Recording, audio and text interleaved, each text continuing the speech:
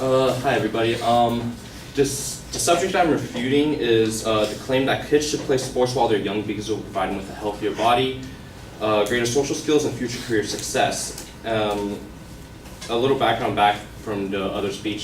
He used kids interchangeably from anyone from 6 to preteen years, and so I'm going to be using the same here as well. My opponent starts off by saying that the three supporting claims are that playing sports during their youth will lead to them having a physically healthier life for their future.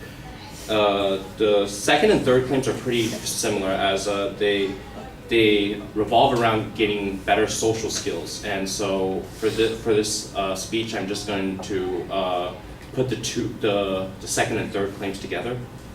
Now, for the first claim, the advocate says that according to fitness.gov, only about 1 in 3 kids are physically active every day, and that children now spend more than 7.5 hours in front of a screen. The advocate doesn't take into account that you don't have to play sports every single day, that team sports do have their own designated time, and physical activity outside of sports is a possibility.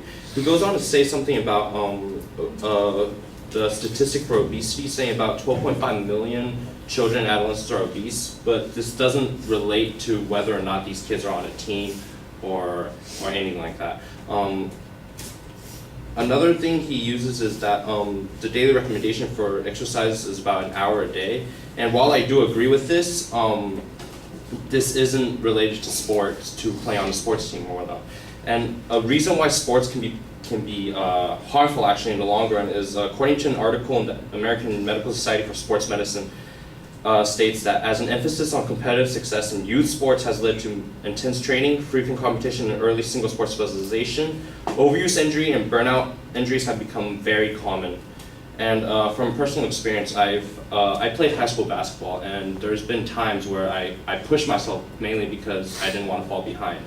And I ended up actually getting a hairline fracture in my leg, and it could have easily been avoided if I just simply stayed home for a couple days, letting it rest.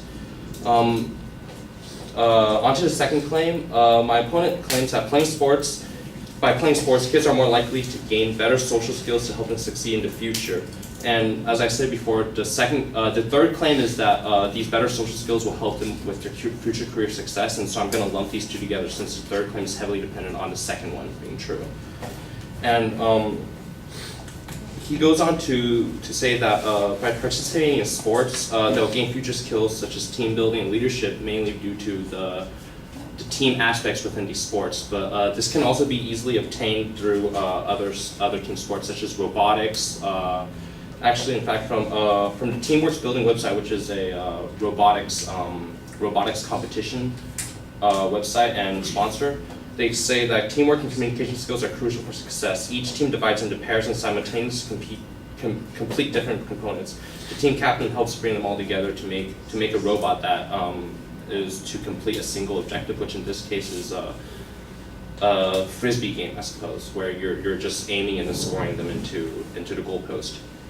And actually, from personal experience as well, I've seen that what sports teams can do to a kid's social confidence and just overall confidence. There were a couple times where the kids probably shouldn't have made the team, and as a result, they were not exactly treated as one of us, and were constantly actually hazed as a result, saying that, oh, why are you here? Why are you here? You're not supposed to be here. We would have won if you weren't on the team, and so on and so forth. And this really doesn't help them to increase their confidence. Rather, it'll cause them to isolate themselves more and more, and rather than helping them, it ends up hurting them. And so, coming to this, it leads me to my conclusion that while exercise, I believe, is great and it'll provide them with physical benefits, most of these benefits listed can also be gained outside of playing sports, such as robotics and just going out on a run on your own, rather than playing sports. Thank you. What's your time? 10:41. Thank you.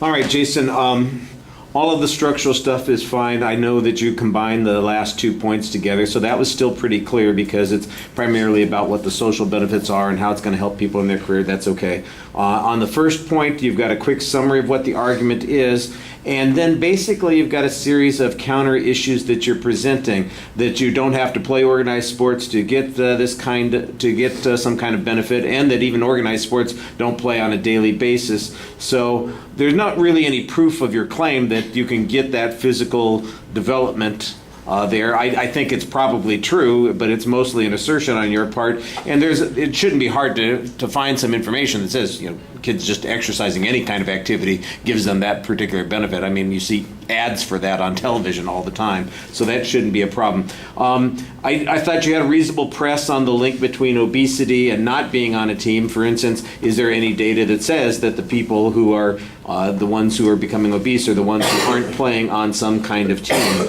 That would be an interesting point to make. When you get to the end of the speech, for instance, and you're talking about kids who have made the team and then get hazed, I wonder if any of them are the obese kids that then, get hazed. Does that hurt them in any way, shape, or form? That's, again, I think a reasonable press. There's not any evidence on it, but it's a challenge to the advocate. If we were having a debate, I think it would be something they would have to respond to. There's kind of this equivocation argument that says, exercise equals team sports, and again, you're back to the same point that says that that's not the case. And let me see.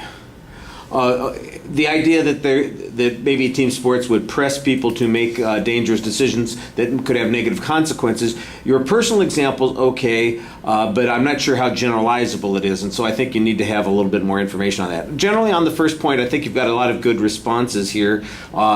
Some of them could use a little bit more development. On the second part, on social skills, I think the team building thing, you've got the right idea that there are lots of ways that people can get these skills without necessarily participating on a sports team. You mentioned the robotics kind of activity, and that's a pretty good example, but there's got to be dozens of other examples there, being on the band, being on the debate team, being a mathlete, all of those kinds of things. The student government, I mean, if you're talking about high school, for instance, you can look at all kinds of organizations that they have in high schools that do exactly this kind of thing, that don't require you to go to practice for 2 hours a day and participate in a sports team. So I think that would be something that should be a little bit easier for you to do. You just have the one example. It's a good example, but by itself it's not as generalizable as you'd like to have it, and that's why you need the extra evidence. On the other point where you talk about the hazing and the kids being the outsider, and in fact the sports teams could create a problem, there's a whole bunch of criticism of sports teams that say they create a strange mentality. They have a culture that is very aggressive, that they make outsiders feel exactly like you're talking about, being outsiders, and diminish them, and that could have a counterproductive impact there. I think you've got the right argument and no proof on it, except for your general assertion, based on your own personal experience. It shouldn't be hard, again, to find some information on that, so I think that would be a little bit better. All right, thank you.